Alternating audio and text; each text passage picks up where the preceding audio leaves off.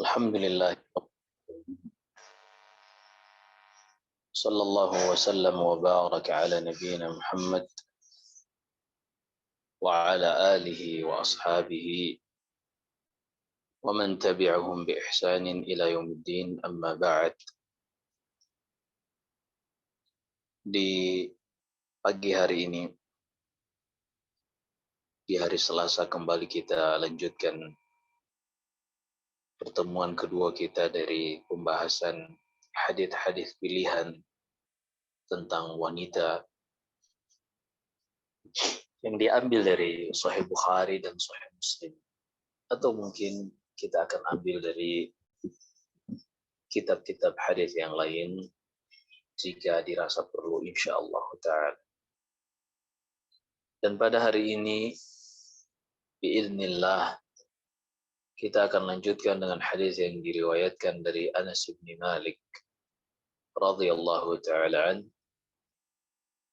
yang mana kata Imam Muslim rahimahullah dengan sanadnya yang bersambung kepada Anas bin Malik, an Anas bin Malik radhiyallahu anhu qala qala Rasulullah sallallahu alaihi wasallam man 'ala jariyatayn hatta tablugha jaa yaumal qiyamati ana wa huwa wa dhamma asabi'ah. Allahu Muslim. Dari Anas bin Malik kita akan sebutkan insyaallah siapa itu Anas bin Malik. Kata Rasulullah sallallahu alaihi wasallam, barang siapa yang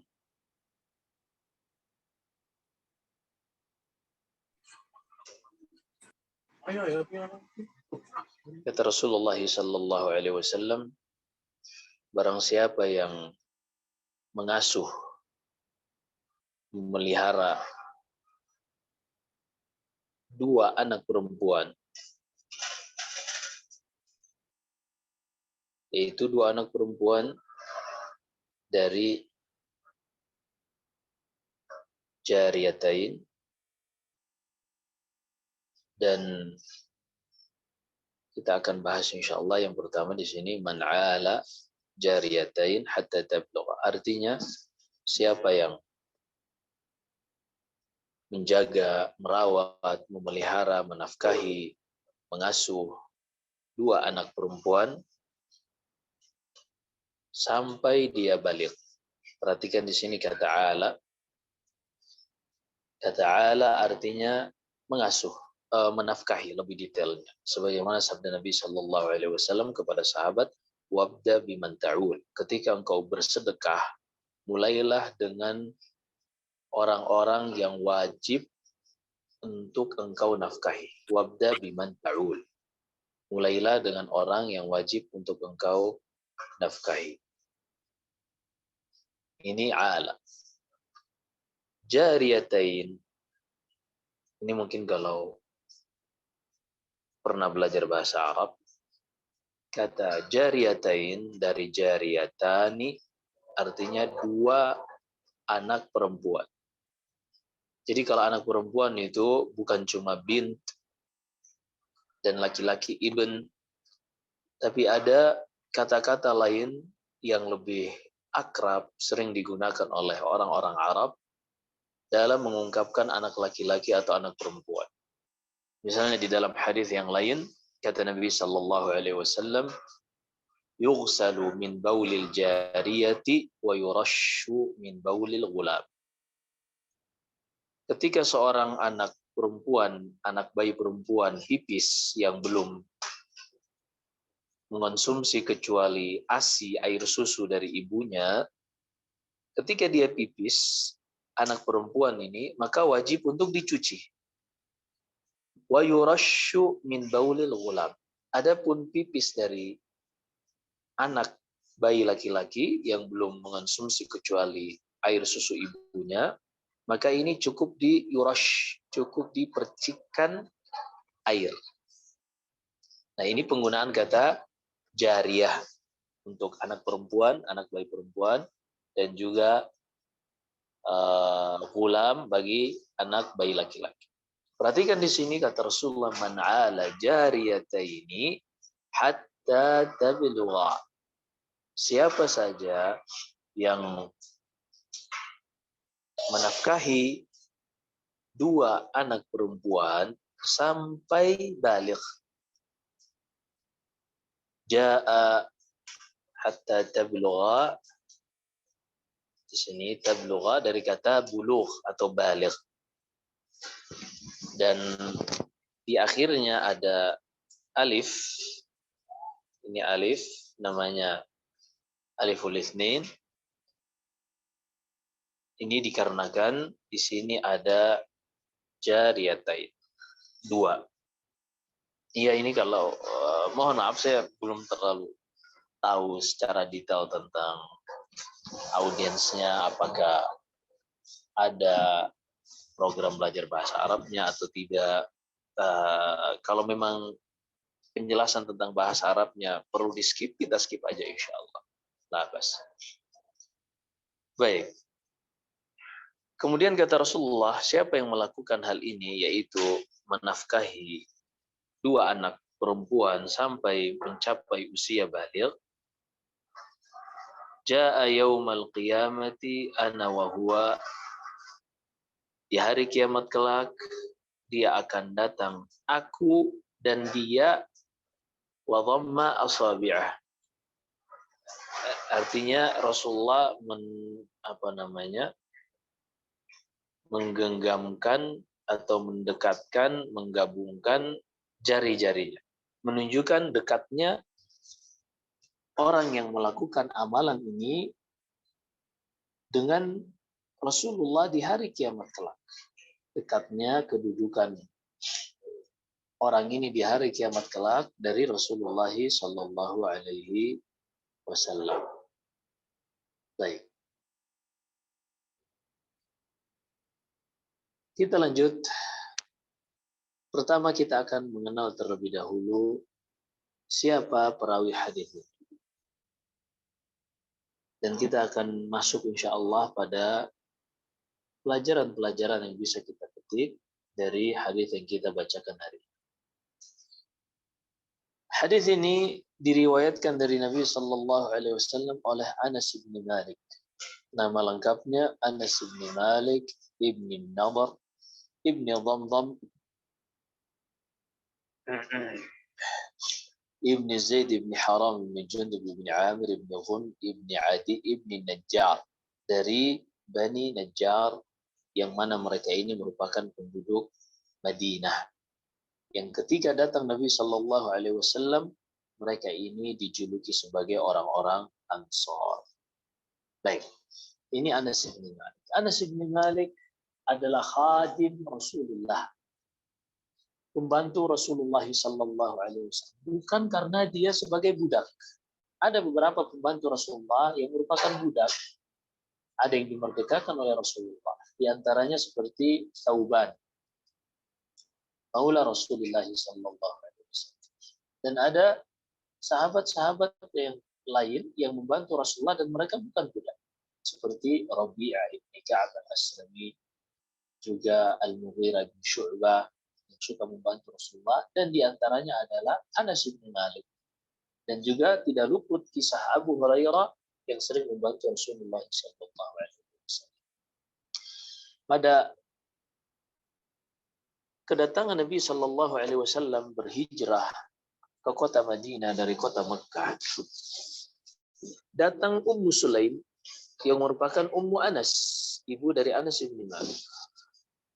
Kata Ummu Sulaim, ya Rasulullah, ma min ahli al-Madinati min ar-rijali wan nisa illa adhafaka bi syai'.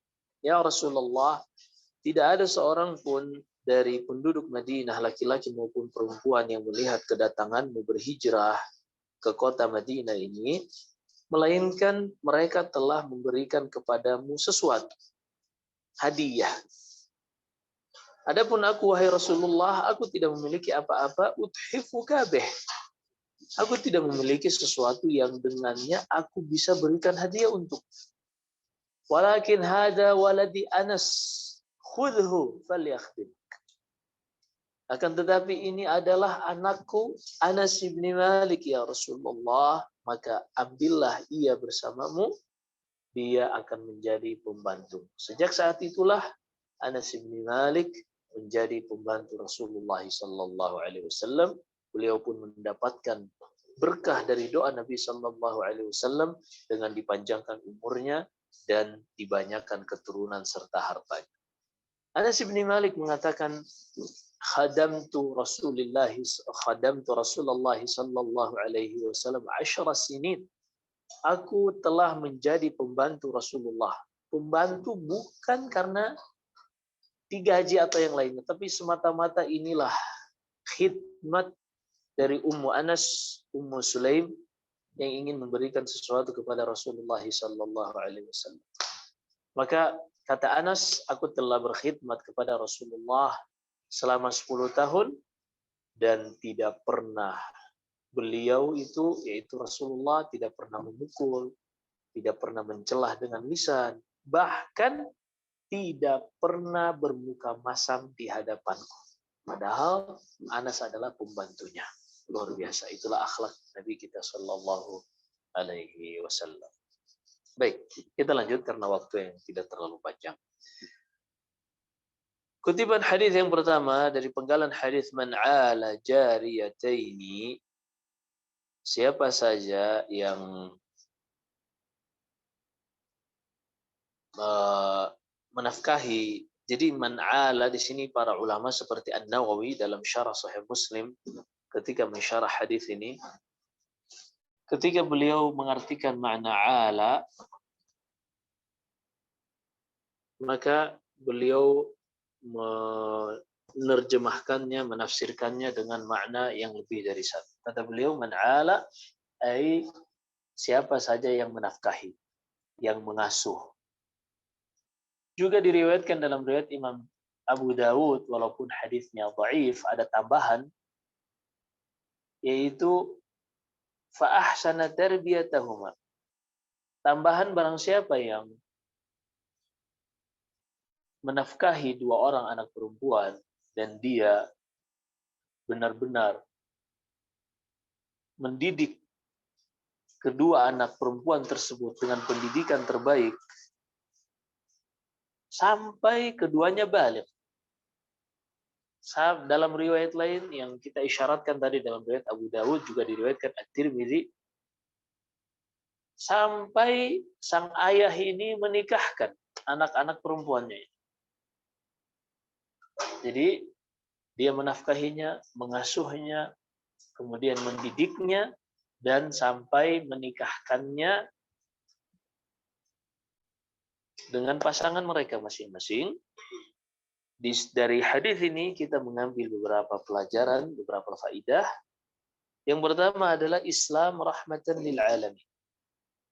Islam adalah rahmat bagi alamin. Dan ketika disebutkan alamin, ini mencakup segala sesuatu selain Allah Subhanahu wa taala dari kalangan makhluk.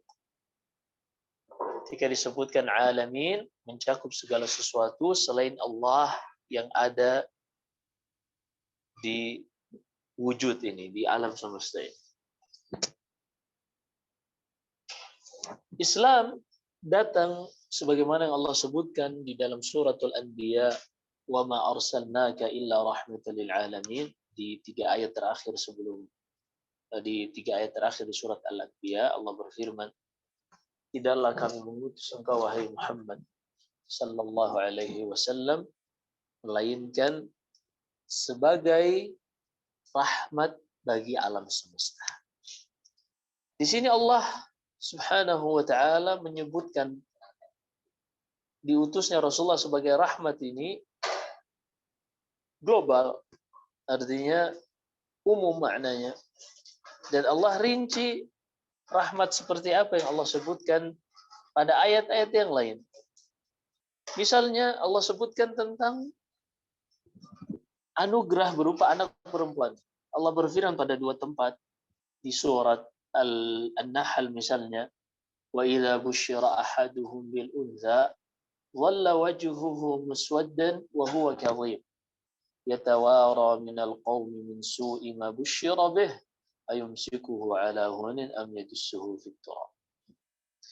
Jika mereka, yaitu orang-orang jahiliyah, mendapatkan kabar akan kelahiran seorang anak perempuan, seketika itu wajahnya pun langsung hitam. Artinya dia merasa tidak suka dan tidak nyaman. Kemudian kata Allah setelahnya,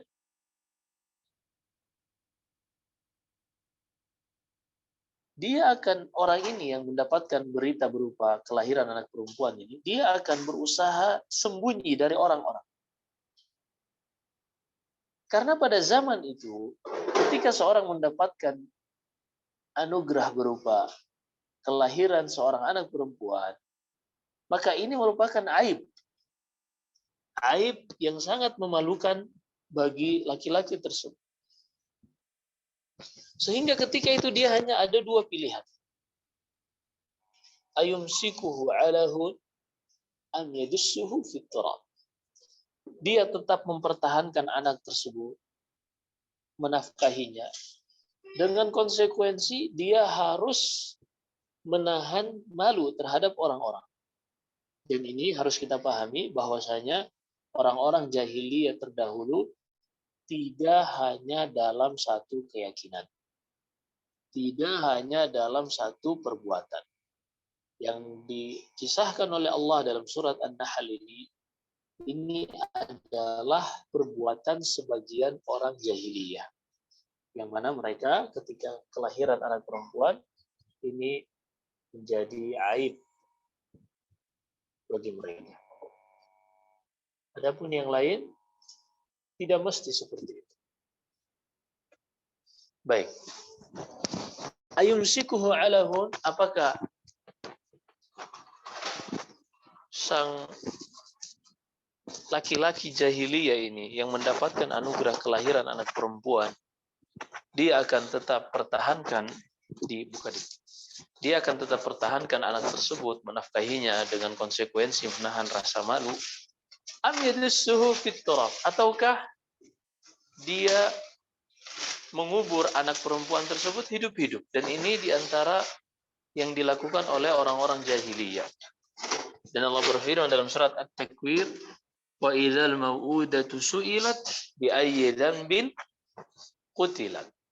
Dan di hari kiamat kelak ketika anak-anak bayi perempuan yang dikubur hidup-hidup dibangkitkan kembali oleh Allah Subhanahu wa taala,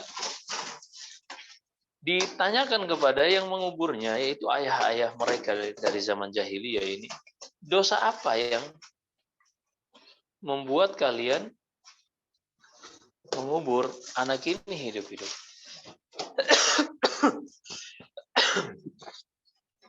Baik. Setelah datangnya Islam, diutusnya Rasulullah SAW dan diturunkannya Al-Quran, maka Allah Subhanahu wa taala menghilangkan perbuatan jahiliyah ini. Allah mengharamkan hal tersebut. Sebaliknya, Allah Subhanahu wa taala menjadikan mengasuh, menafkahi anak perempuan adalah salah satu sebab seorang dimasukkan ke dalam surga bersama Nabi Sallallahu Alaihi Wasallam dengan kedudukan yang setara dengan Nabi Sallallahu Alaihi Wasallam. Ini diantara rahmat yang Allah Subhanahu Wa Taala berikan kepada para wanita. Rahmat yang Allah Subhanahu wa taala berikan kepada wanita di dalam Islam. Yang sebelumnya anak wanita ini menjadi beban bagi para ayah-ayah mereka, adapun di dalam Islam anak-anak wanita ini menjadi aset untuk seorang mendapatkan kedudukan terbaik di surga kelak bersama Nabi Sallallahu Alaihi Wasallam. Datang seorang sebagaimana yang diriwayatkan Aisyah radhiyallahu anha kepada Nabi sallallahu alaihi wasallam lalu mengatakan, ya Rasulullah, la anta ahabbu ilayya min nafsi wan nasi wa waladi wan nasi ajma'in. Ya Rasulullah, engkau adalah sungguh manusia yang paling aku cintai melebihi semua kecintaanku kepada diriku sendiri, kepada orang tuaku, kepada anak-anakku, dan bahkan seluruh manusia. Wa inni la adhkuri mauti wa mautak. Wa inni la akunu fil bait fa adhkuruka falam asbir hatta atiyaka fa anzura ilaik. Dan terkadang aku berada di rumah ya Rasulullah, aku mengingatmu. Ketika mengingatmu, aku tidak bersabar, aku tidak bisa bersabar hingga datang menjumpai dan melihat wajahmu. Wa inni la azkuri mauti wa mautak, dan terkadang aku mengingat kematian akan datang menjemputku, demikian pula menjemputmu ya Rasulullah. Akan tetapi aku tahu dan aku sadar diri ketika Allah izinkan aku masuk surga dan engkau di surga, tentunya kedudukanmu bersama para nabi dan rasul sangat tinggi, adapun aku tentunya sangat jauh dari kedudukan para nabi dan rasul, sehingga aku khawatir ya Rasulullah tidak bisa bersamamu di surga kelak. Rasulullah sallallahu alaihi wasallam mendengarkan hal ini, beliau pun terdiam hingga datang Jibril alaihi salam dengan membawa firman Allah subhanahu wa ta'ala, may yuti'ir rasul من يطع الله والرسول فأولئك مع الذين أنعم الله عليهم من النبيين والصديقين والشهداء والصالحين وحسن أولئك رفيقا. Di dalam surat An-Nisa Allah berfirman, siapa saja yang taat kepada Allah dan kepada Rasulnya, maka di hari kiamat kelak dia akan bersama orang-orang siddiqin, orang-orang yang mati syahid, para nabi. Dia akan bersama para nabi, para siddiqin, para syuhada, dan demikian pula orang-orang saleh. Syahid, kedudukan di surga bisa mendampingi Nabi sallallahu alaihi wasallam adalah kedudukan yang sangat mulia. Sehingga anak perempuan di dalam Islam, mereka adalah aset bagi ayah-ayah mereka. Ini luar biasa Islam ketika memuliakan wanita, sementara orang-orang jahiliyah mereka menghinakan wanita. Dan inilah diantara bentuk rahmatan lil alamin. Dan banyak lagi rahmat-rahmat lil alamin dari apa yang Allah Subhanahu wa taala sebutkan dari Al-Qur'an. Namun kita ingin menyelesaikan hadis ini dulu terlebih dahulu insyaallah bi.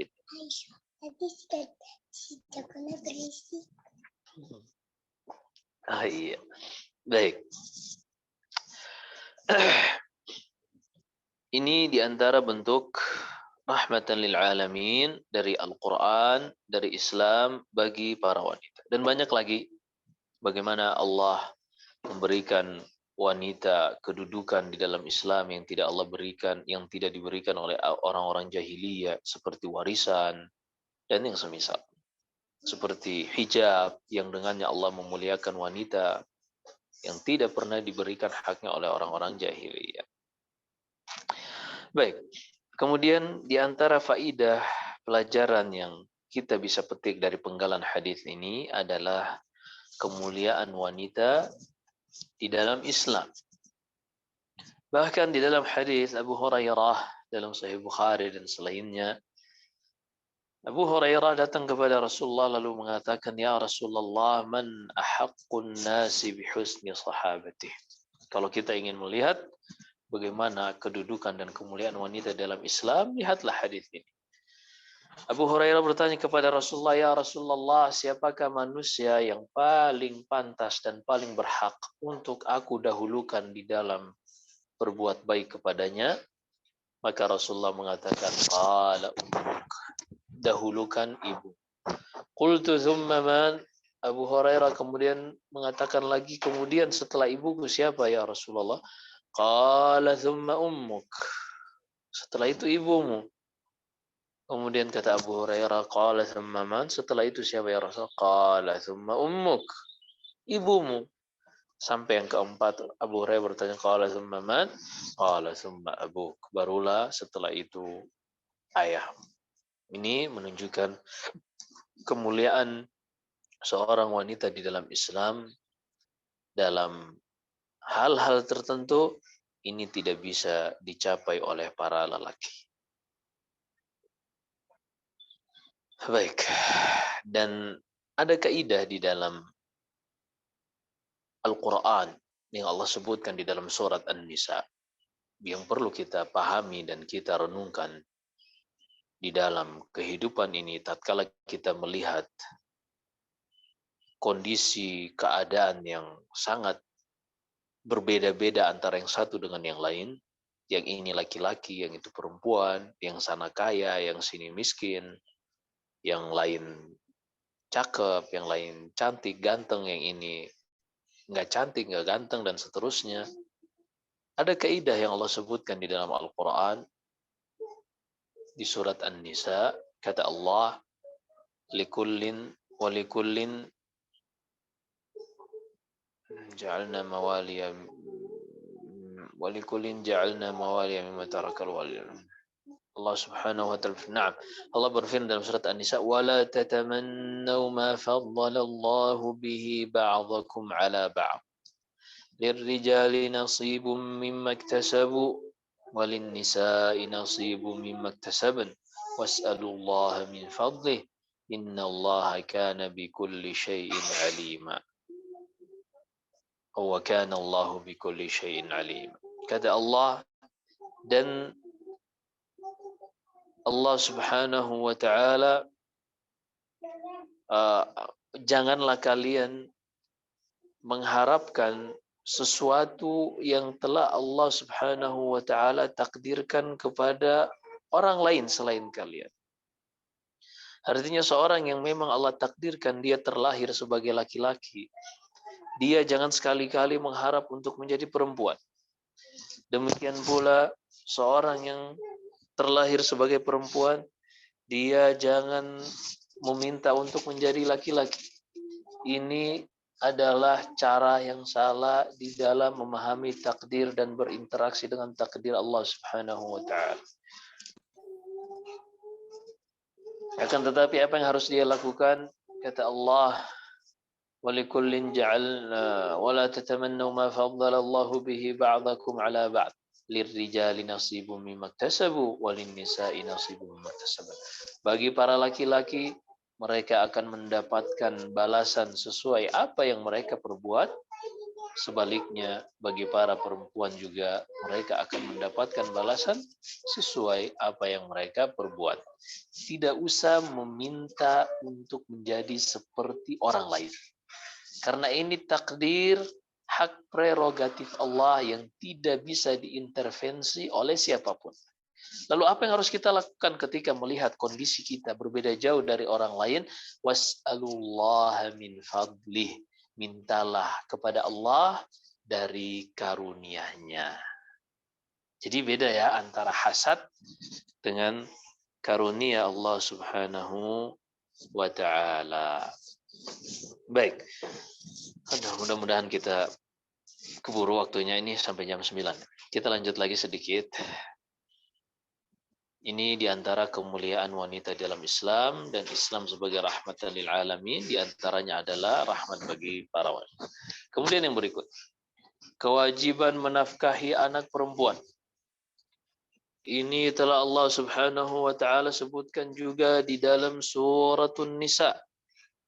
Iya, ini karena kita berbicara tentang wanita, jadi suratnya pun ada surat An-Nisa, surat perempuan, tapi surat Ar-Rijal nggak ada. Ini luar biasa wanita dalam Islam. Surat laki-laki nggak ada, yang ada hanya surat perempuan. Allah berfirman menyebutkan tentang kewajiban bagi seorang ayah menafkahi istrinya yang merupakan wanita, anak-anaknya ada laki-laki maupun perempuan. Allah berfirman, "Ar-rijalu qawwamuna 'alan nisa'i bima faddala Allahu ba'dahum 'ala ba'dhin wa bima anfaqu min amwalihim." Laki-laki adalah pemimpin bagi wanita dikarenakan Allah telah membebankan kepada mereka, yaitu para laki-laki, hal-hal yang sangat banyak, pembelaan, perlindungan, sampai nafkah yang Allah wajibkan di dalam harta mereka untuk diberikan dengan cara yang ma'ruf kepada istri dan anak-anak. Dan juga Allah Subhanahu Nabi sallallahu alaihi wasallam sebutkan kepada Sa'ad bin Abi Waqqas dalam Sahih Bukhari dalam Kitabul Iman betapa menafkahi istri dan juga anak-anak ini adalah sedekah yang ia harus prioritaskan sebelum menyedekahkan hartanya kepada selain anak-anaknya. Kata Rasulullah kepada Sa'ad bin Abi Waqqas, "Ya Sa'ad, innaka la tunfiqu nafaqatan tabtaghi biha wajha Allah illa ujirta 'alaiha hatta ma taj'alahu hatta ma taj'alaha fi imra'at." Wahai Sa'ad, ketahuilah tidaklah engkau menafkahkan, menyedekahkan sesuatu dengan mengharap wajah Allah, melainkan engkau akan mendapatkan balasannya di sisi Allah. Sampai sesuap nasi yang engkau berikan ke mulut istrimu akan menjadi pahala bagimu. Dan juga Nabi Shallallahu Alaihi Wasallam dari hadis yang kita sudah isyaratkan tadi, kata beliau, wabda biman ta'ul, mulailah untuk menafkahi, mengeluarkan hartamu, engkau berikan, engkau jadikan itu sebagai nafkah kepada orang-orang yang diwajibkan kepadamu untuk menafkahi mereka, yaitu istri dan anak. Kemudian yang berikutnya, kewajiban memberikan pendidikan kepada anak perempuan. Pelajaran yang keempat yang bisa kita petik dari hadis ini adalah kewajiban memberikan pendidikan kepada anak perempuan. Ini sebagaimana disebutkan Al-Imam Nawawi ketika mensyarah hadis ini dalam Sahih Muslim. Dan juga kita sebutkan tadi dalam riwayat Abu Dawud dan Tirmidzi dengan sanad yang lemah, ada tambahan fa ahsana tarbiyatahuma. Selain dia menafkahi dua anak perempuan ini, dia juga mendidik kedua anak perempuan tersebut. Maka di sini menunjukkan bahwasanya kewajiban bagi seorang ayah untuk memberikan pendidikan kepada anak perempuannya. Baik pendidikan secara langsung, ia yang mengajarinya, ataupun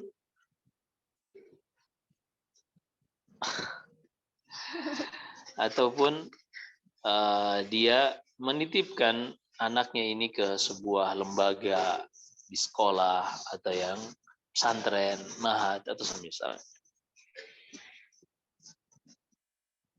Dan pendidikan anak perempuan ini bukan semata-mata pendidikan kepada satu individu.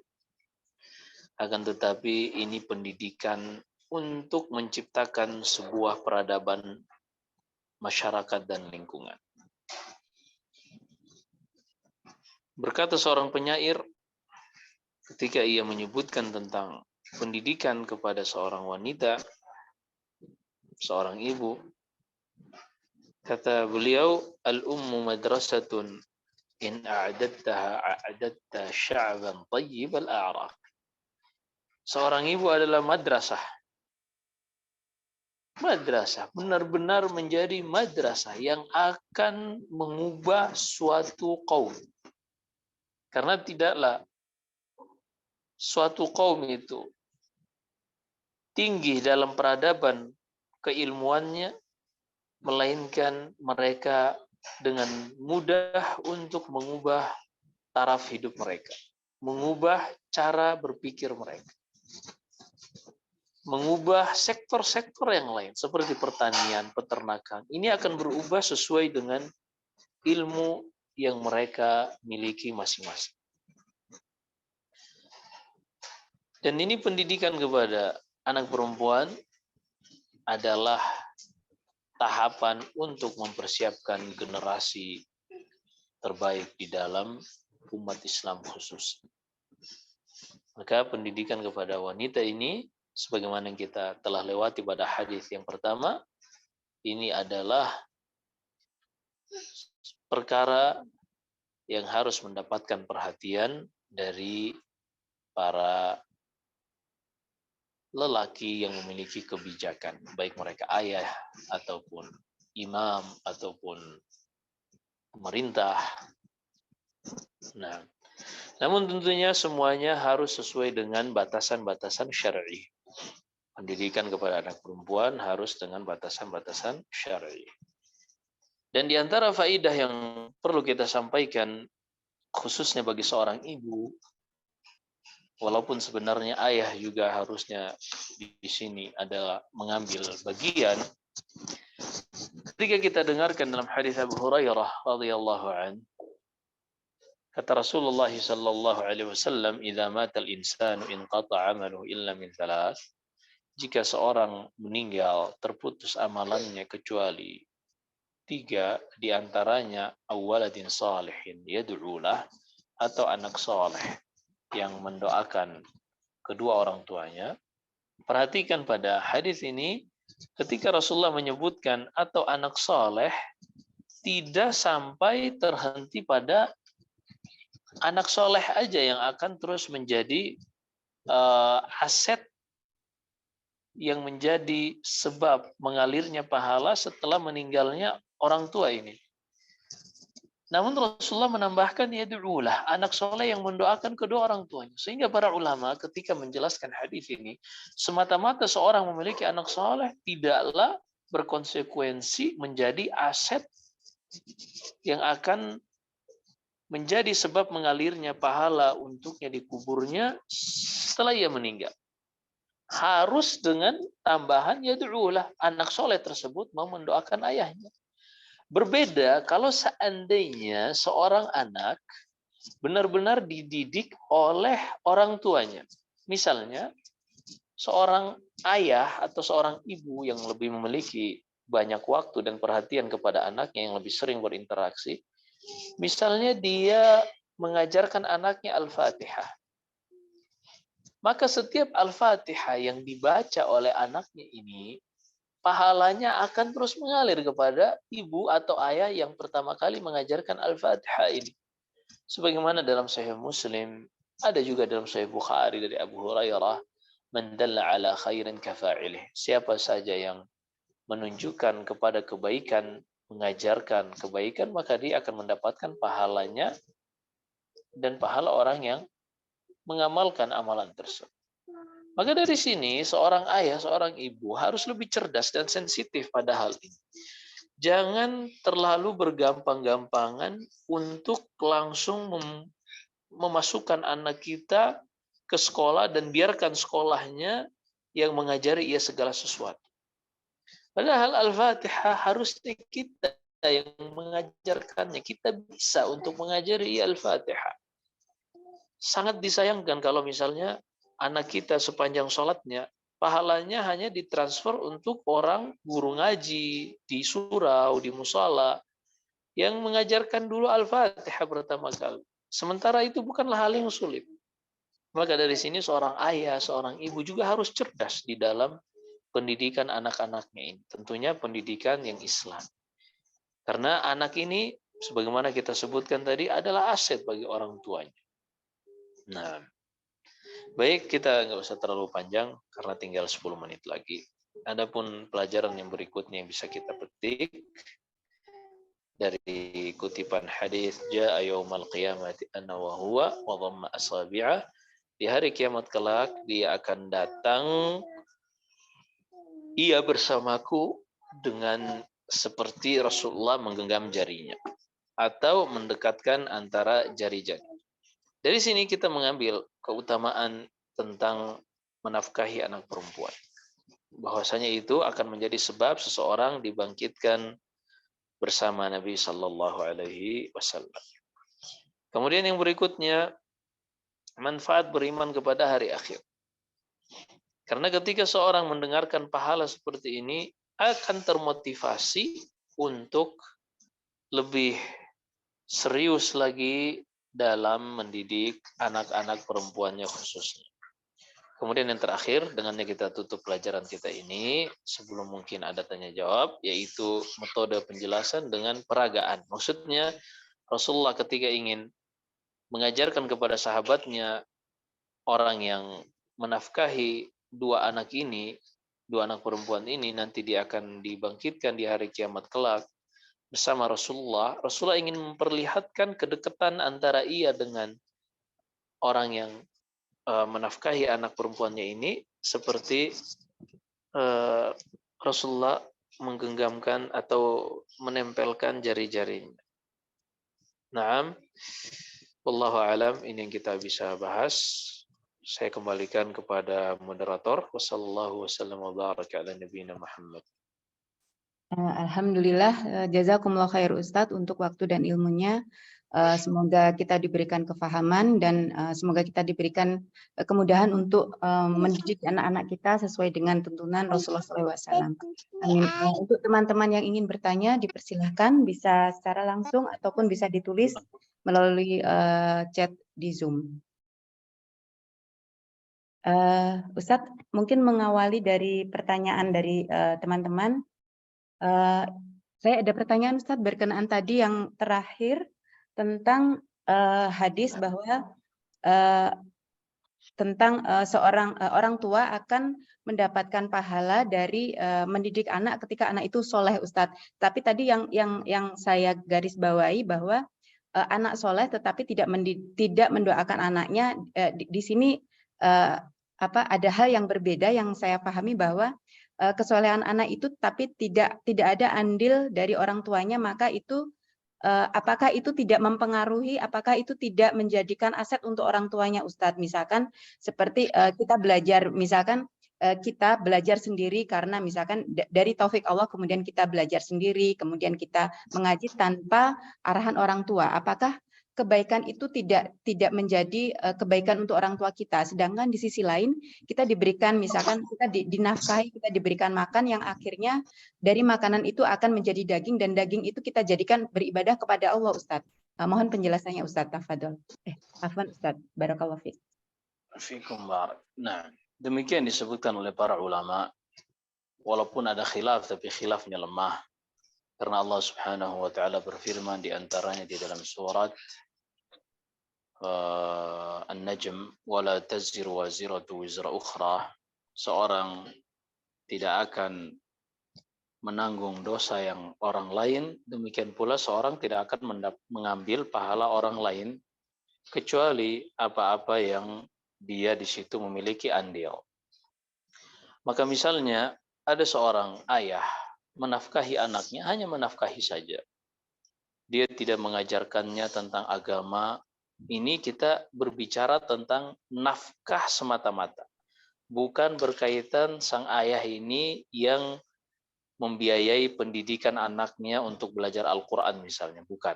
Kita sekarang berbicara bahwasanya sang ayah ini dia hanya menafkahi saja. Kemudian ternyata anak ini mendapatkan taufik sehingga ia belajar Al-Quran, menghafal Al-Quran. Maka sang ayah tadi dia menafkahi karena memang Allah wajibkan kepadanya. Maka pahala yang dia dapatkan adalah pahala dari menafkahi. Pahala menafkahi sebagaimana yang Rasulullah katakan kepada Sa'ad bin Abi Waqqas tadi, wahai Sa'ad, tidaklah engkau menyedekahkan sesuatu, melainkan engkau akan dengan mengharap wajah Allah, melainkan Allah akan membalasmu dengannya sampai suapan makanan yang kau berikan ke mulut istrimu. Maka ini yang dilakukan oleh ayah tersebut, dia mendapatkan pahala menafkahi. Adapun pahala anak ini menjadi saleh, maka kebanyakan ulama mengatakan tidak sampai. Karena Rasulullah sendiri yang mengatakan awwaladin salihin yad'ulah. Rasulullah yang menambahkan anak saleh yang mendoakan kedua orang tuanya. Maka mafhumul mukhalafah dalam ilmu usul disebutkan pemahaman terbaliknya atau yang tersirat, berarti kalau anak tersebut tidak mendoakan orang tuanya maka tidak sampai. Berbeda dengan kalau dia mengajari Al-Fatihah atau orang tuanya ini benar-benar menafkahi kemudian memberikan biaya selain nafkah, karena nafkah ada kewajiban di situ. Ia memberikan biaya tambahan pada pendidikan untuk anaknya belajar Al-Quran misalnya, atau belajar hadis, atau belajar apapun yang menjadikan anak tersebut soleh, sehingga anak tersebut jadi mengetahui cara salat. Maka dia menjadi sabab sebagaimana kata Rasulullah, man dalla ala khairin kafa'ili. Siapa yang mengarahkan seseorang menjadi penyebab kepada kebaikan, maka dia akan mendapatkan pahala kebaikan tersebut. Adapun misalnya seorang ayah yang nggak punya nggak punya perhatian dengan ilmu agama, dia hanya menafkahi anaknya karena memang masyarakat kebiasaannya adalah orang tua menafkahi anaknya. Kemudian anaknya ini mendapatkan taufik dari Allah hingga ia belajar Al-Quran, mengerti sholat, ia pun sholat, puasa, dan seterusnya, maka pahala yang ia lakukan untuk dia sendiri. Adapun orang tuanya yang seperti ini kondisinya, dia hanya akan mendapatkan sesuai dengan doa yang anak tersebut panjatkan untuk kedua orang tuanya. Wallahu a'lam. Ustadz Afan, kalau misalkan subhanallah lupa.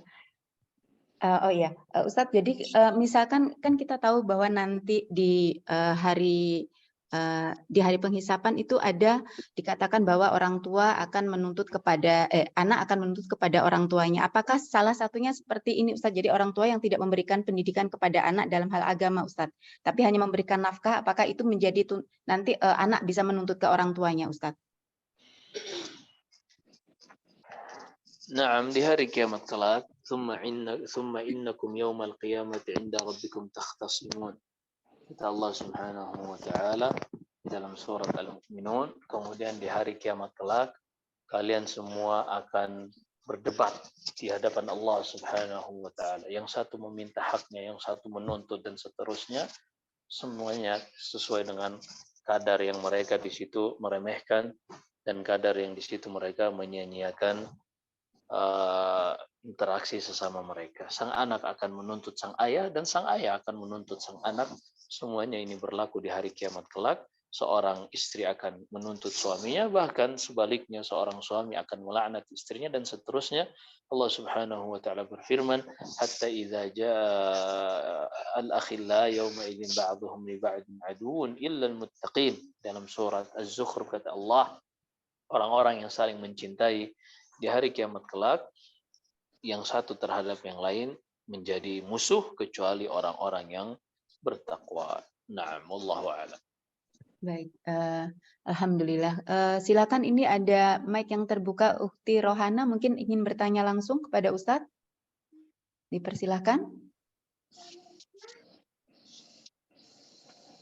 Ada yang ditanyakan langsung? Mungkin terbuka. Baik, saya ambil. Baik Ustadz, ini ada pertanyaan. Saya bacakan Ustadz. Bismillah. Assalamualaikum warahmatullahi wabarakatuh Ustadz. Dalam perkara-perkara apakah seorang wajib taat kepada ibunya hingga 3 kali yang seperti dicontohkan dalam hadis tadi, sedangkan bapak sebagai ketua keluarga berkewajiban memberi nafkah pada keluarganya? Itu yang pertama. Kemudian yang kedua, bagaimana mengimbangi kedua hal ini tanpa meninggalkan ketaatan kepada salah satunya? Jazakumullah khair.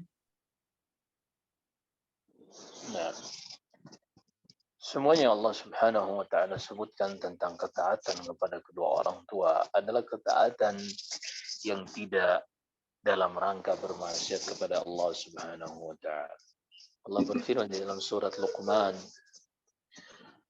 وصينا الإنسان بوالديه حملته أمه كرها وحملته أمه وهنا على وهن وفصاله في عامين أن اشكر لي ولوالديك إلي المصير وإن جاهداك على أن تشرك بي ما ليس لك به علم فلا تطعهما وصاحبهما في الدنيا معروفا.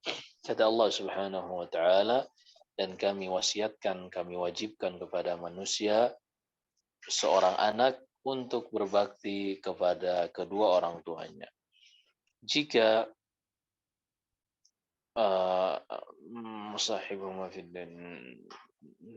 karena ibunya telah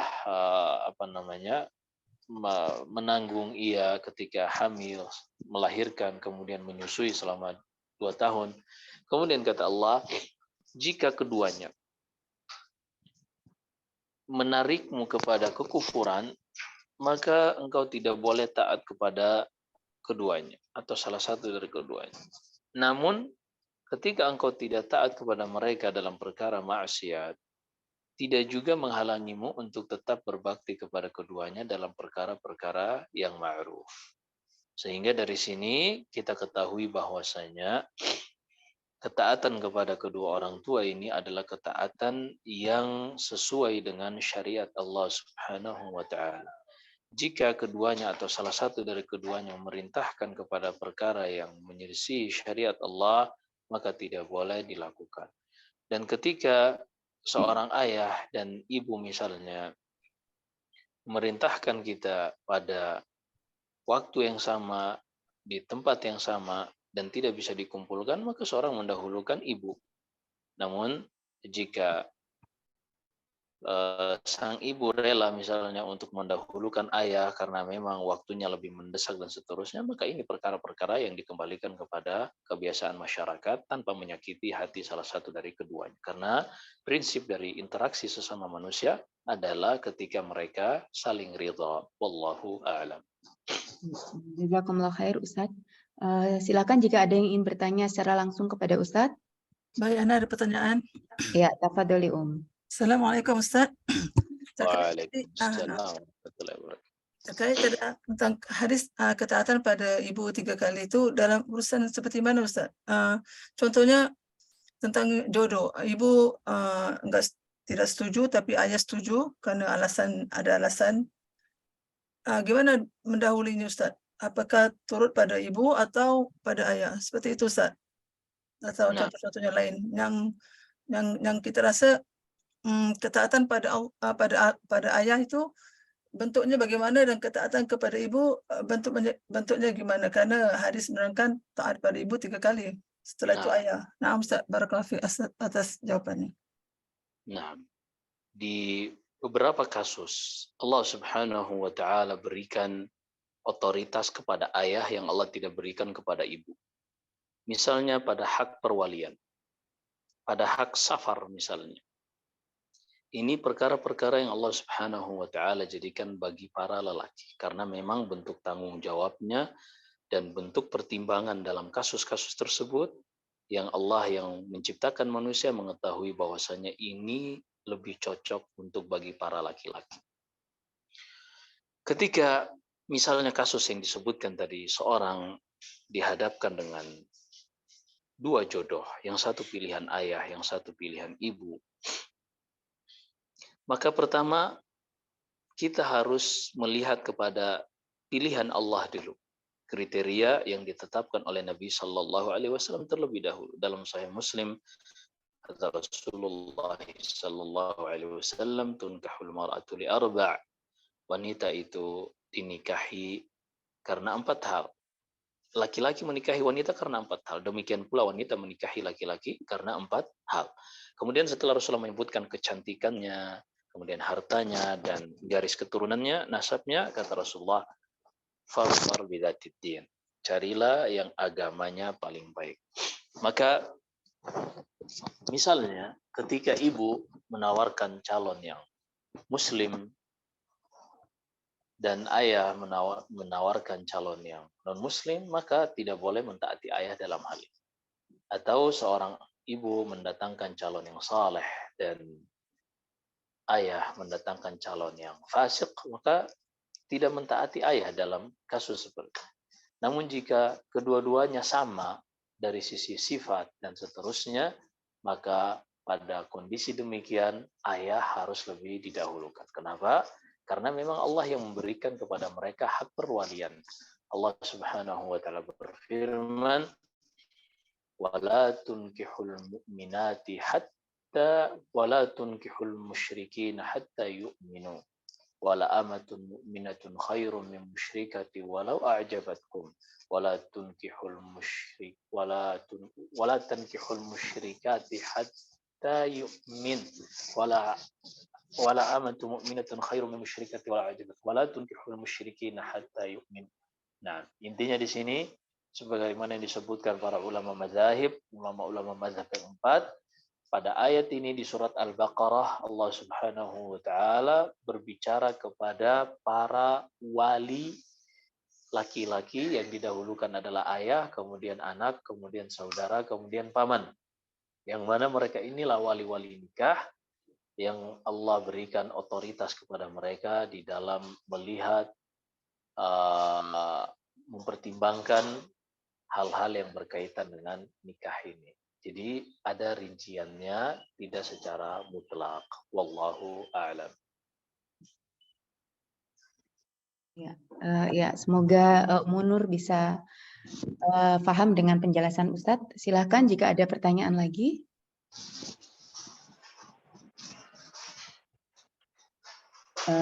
Baik, Ustadz, ini ada pertanyaan dari pertemuan yang lalu, Ustadz.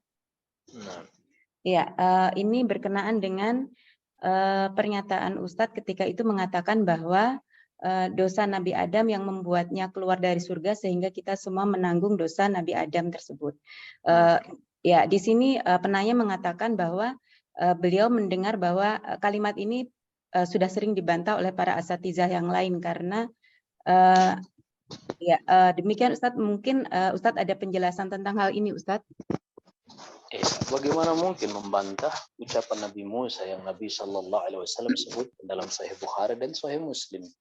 Kata Nabi Shallallahu Alaihi Wasallam di dalam Sahih Bukhari, ketika Nabi tahaja Adam wa Musa, faqala Musa anta Adam akhrajtana wa ashqaitana. Terjadi perdebatan antara Nabi Musa dan Nabi Adam. Ketika itu Nabi Musa mengatakan kepada Nabi Adam, ini di Sahih Bukhari dan Sahih Muslim. Nabi Musa mengatakan, wahai Adam, engkaulah yang telah mengeluarkan kami dan membuat kami sengsara. Engkaulah yang telah mengeluarkan kami dari surga dan membuat kami sengsara. Lalu Nabi Adam alaihissalam mengatakan, anta Musa alladzi kallamaka Allah, engkau Nabi Musa yang Allah berbicara langsung kepadamu dan Allah tuliskan Taurat kepadamu, Allah turunkan berikan Taurat kepadamu. Kata Nabi Musa, na'am. Bukankah engkau telah dapati di dalam kitabmu Taurat bahwasanya Allah Subhanahu wa taala sebelum menciptakan aku, ia telah menakdirkan bahwasanya aku akan makan dari buah khuldi. Lalu kata Rasulullah, fahajja Adam Musa. Ketika itu pun Nabi Adam mengalahkan argumen Nabi Musa. Yang dibantah oleh para ulama bukan mengenai kisah ini. Bukan ucapan bahwasanya Nabi Adam yang telah membinasakan, yang menyengsarakan umat manusia. Ini Sahih Bukhari. Ucapan Nabi Musa kepada Nabi Adam. Yang dijadikan permasalahan adalah ucapan orang-orang Qadariyah, orang-orang Jabriyah, yang mana mereka menggunakan takdir sebagai dalil pembenaran untuk melakukan maksiat. Mereka menggunakan dalil takdir untuk membenarkan maksiat yang mereka lakukan. Dan ini dibantah oleh Ibnu Al-Qayyim rahimahullah dengan mengatakan bahwasanya Nabi Adam tidaklah beliau berdalil dengan takdir untuk membenarkan maksiat, yaitu memakan buah khuldi. Tapi Nabi Adam alaihissalam menceritakan bahwasanya ia dulu berdosa dan sudah bertobat kepada Allah Subhanahu wa taala. Sehingga dari sini para ulama mengatakan bahwasanya bolehnya seseorang ketika sudah bertobat dari dosa untuk mengatakan bahwasanya dosa dulu adalah sesuatu yang sudah Allah takdirkan kepadaku. Adapun seorang yang sedang melakukan dosa, yang meninggalkan sholat misalnya atau berzina wal'iyadzubillah, lalu dia mengatakan, lah aku melakukan ini karena memang Allah sudah takdirkan. Ini yang salah. Karena Nabi Adam alaihissalam mengisahkan sesuatu yang telah berlalu, dosa yang telah berlalu, dan dia sudah bertobat darinya. Adapun orang ini ingin mencari pembenaran dengan takdir, dengan mencari pembenaran melakukan maksiat yang dilakukan dengan takdir. Wallahu a'lam. Ya, Masya Allah. Jazakumullah khair Ustadz untuk penjelasannya. Mungkin satu pertanyaan lagi jika ada dari teman-teman, dipersilahkan.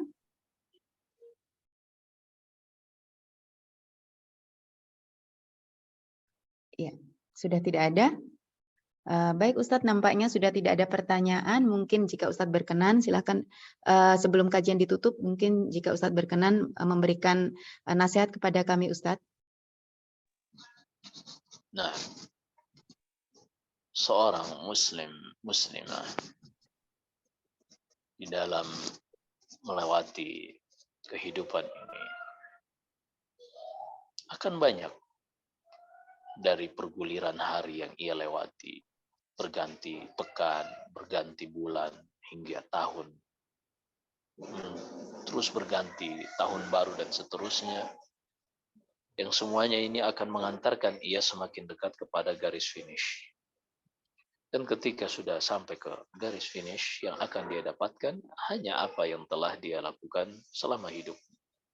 Maka sesibuk apapun seseorang, dimanapun ia berada,